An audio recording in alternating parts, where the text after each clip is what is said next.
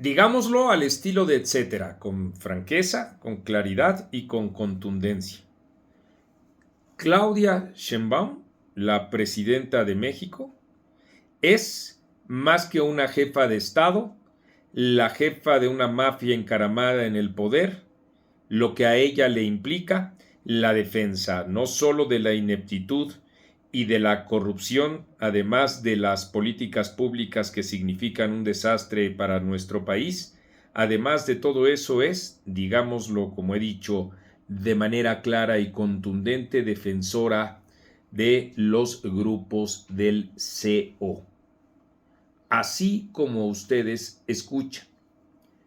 Muchas veces cuando nosotros hacemos alguna afirmación contundente, aquí abajo, en YouTube o en distintos espacios de las redes sociales, nos preguntan por las pruebas y aunque muchas veces, la gran mayoría de las veces, lo que ofrecemos son en efecto testimonios documentales y dentro de esos buena parte de documentos oficiales, aquí podemos decir que las pruebas se acumulan en distintas vertientes. Podemos empezar por el principio hasta el final, así como lo digo. El principio es hoy, ¿les parece? En la rueda de prensa matutina, en donde la presidenta fue cuestionada por una resolución de la Fiscalía ocurrida la víspera de esta rueda de prensa matutina, de la Fiscalía estadounidense, en donde de manera terminante delimitan la lucha en contra de los cárteles mexicanos hasta desaparecerlos. Cualquier persona en su sano juicio, la que vive en Estados Unidos, que me está viendo en estos momentos, la que vive en México, que con zozobra, con estupor, con coraje y con miedo vivimos en la Ciudad de México, en Sinaloa, en Tabasco, en Morelos, en Guanajuato, en San Luis y en todavía por lo menos más de 5 estados, porque no he comentado Tamaulipas, o no he comentado Sonora, o no he comentado Baja California, en fin, y que vemos en efecto cómo dispensa Claudia Sheinbaum tanto en el terreno institucional como en el terreno fáctico. En el terreno institucional no promueve en modo alguno, al contrario, la destitución de gobernadores como Rubén Rocha o como Javier May,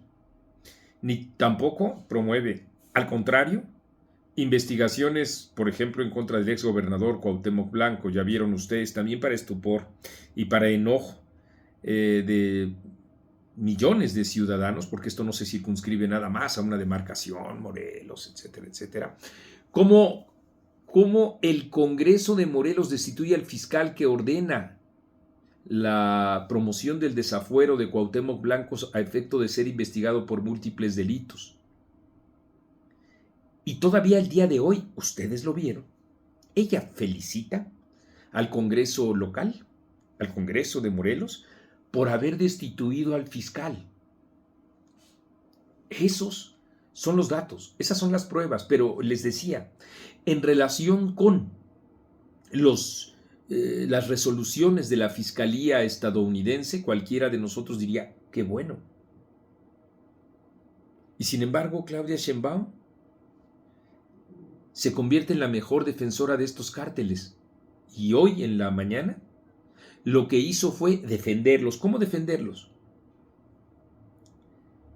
Pues fustigando al gobierno de Estados Unidos, diciéndole que tiene bastantes problemas internos como para poder también atender pero sin injerencismos. Independientemente de que ustedes y yo tengamos muy claro que en efecto también el gobierno estadounidense tiene problemas internos que debe atender, nadie podríamos rechazar, en buen juicio, el intento de el gobierno de Estados Unidos por acabar con esos cárteles, que además ocurre para todos aquellos que quieren testimonios o pruebas documentales, en este caso, no pueden No pueden, la naturaleza misma de la información lo impide, ser oficiales. Pero ya vieron ustedes al Espectador, ya vieron ustedes a la Deutsche Welle, o sea, ya vieron ustedes a medios de comunicación ingleses, alemanes, estadounidenses, que advierten con toda claridad del connubio, de la alianza que hay con el gobierno que hubo entre estos grupos y Andrés Manuel López Obrador, y hay medios como El Espectador que señala, periódico inglés con una amplísima trayectoria, que esto incorpora a Claudia Sheinbaum.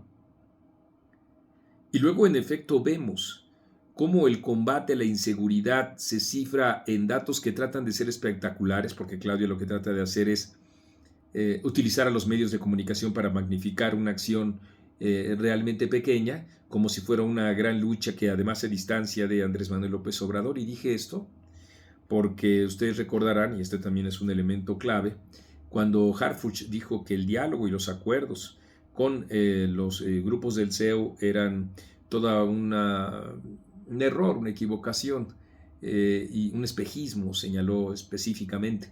Y pues días después, lo que parecía un distanciamiento respecto de Andrés Manuel López Obrador, que sostuvo en varias ocasiones tener diálogo con los grupos del CEO y acuerdos con los grupos del CEO, se contradice el propio Harfuch y dice, pues nosotros estamos llevando a cabo también la línea política del entonces presidente Andrés Manuel López Obrador. Entonces, en estos momentos les he dado ya al menos, y de los actuales, es decir, ejemplos que no pasan de una semana, así, de ese tamaño, que muestran justamente esta connivencia de el gobierno federal. Vean ustedes lo durísimo que se lanzó ella en contra de quien dice voy a tratar de acabar con estos grupos.